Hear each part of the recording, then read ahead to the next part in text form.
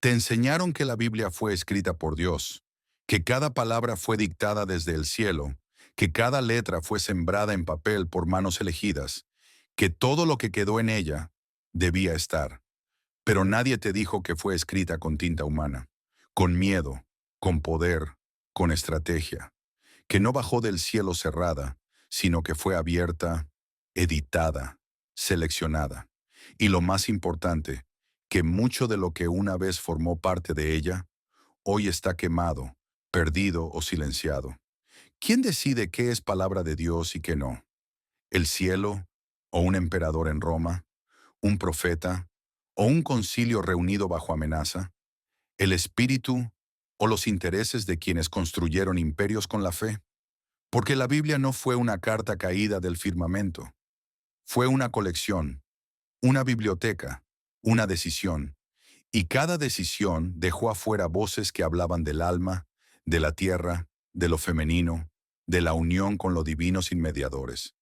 ¿Qué pasó con esos textos? ¿Por qué nadie los nombra en los púlpitos? Lo que estás por descubrir no es un ataque a tu fe, es una invitación a regresar a su origen y reconocer que incluso los libros sagrados tienen cicatrices humanas. La mayoría de las personas no lo sabe, pero lo que hoy llamamos Biblia fue armado a lo largo de siglos, entre guerras, conquistas y reuniones políticas disfrazadas de santidad. El primer gran filtro no vino de Dios, vino de un emperador, Constantino. En el año 325 convocó el Concilio de Nicea. Su objetivo, unificar el cristianismo para consolidar el poder del Imperio Romano, no por amor a la verdad, sino por necesidad de control. Allí se debatieron cosas que hoy serían impensables. ¿Era Jesús un hombre divino o un Dios encarnado? ¿Debía llamarse Hijo de Dios o simplemente Maestro?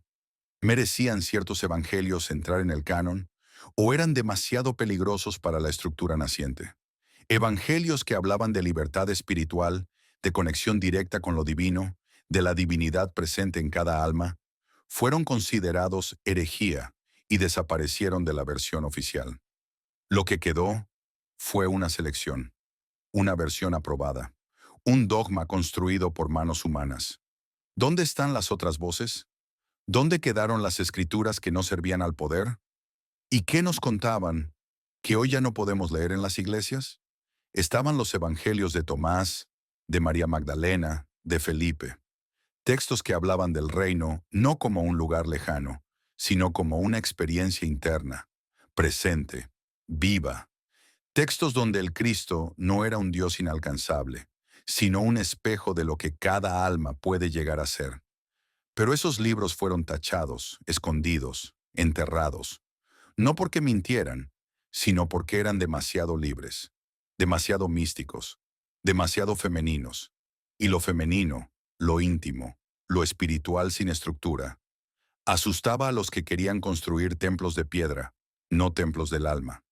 Entonces nacieron palabras como herejía, no para nombrar la mentira, sino para silenciar otra forma de verdad. Quemaron manuscritos, persiguieron sabios y dejaron una Biblia que parecía completa, pero que sangraba por los costados. Hoy, esos textos vuelven a salir a la luz, desde cuevas, bibliotecas secretas y memorias olvidadas. ¿Y si todo lo que nos enseñaron fue solo una parte de la historia? ¿Y si la Biblia no es un libro cerrado, sino un eco de muchos libros que aún quieren hablar? Nos dijeron que la Biblia es inspirada por Dios. Pero ¿qué significa inspiración cuando los que eligieron qué quedaba y qué no tenían coronas, espadas, tronos y enemigos? Inspiración no es control, no es censura, no es convertir la voz del Espíritu en un arma de obediencia.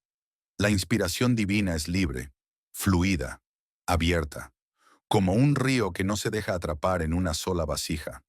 Pero quienes canonizaron las Escrituras, cerraron el río, le pusieron murallas y se autoproclamaron guardianes de lo sagrado.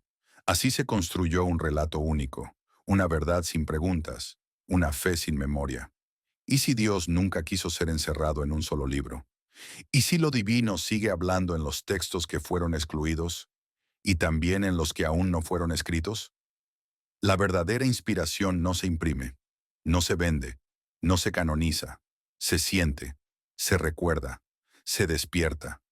Tal vez la palabra de Dios no está en un texto, sino en lo que ese texto despierta dentro tuyo.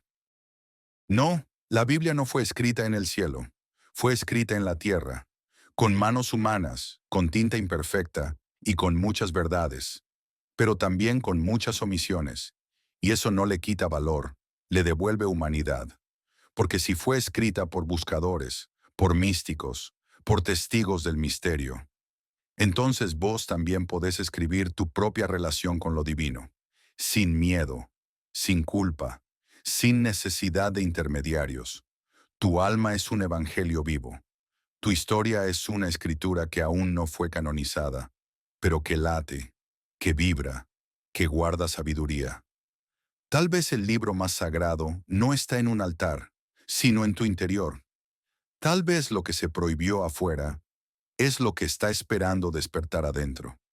No tengas miedo de leer con otros ojos, de preguntar lo que te enseñaron a callar, de volver a mirar las escrituras, como quien encuentra un fragmento perdido de sí mismo, porque las palabras pueden ser manipuladas, pero tu espíritu no. Y esa, tal vez, es la única revelación que nunca lograron borrar. Comenta, mi fe está regresando a casa.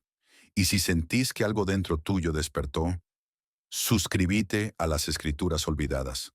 Acá no venís a creer ciegamente, venís a recordar lo que ya sabías. Nos vemos en el próximo episodio. La verdad, todavía no terminó de hablar.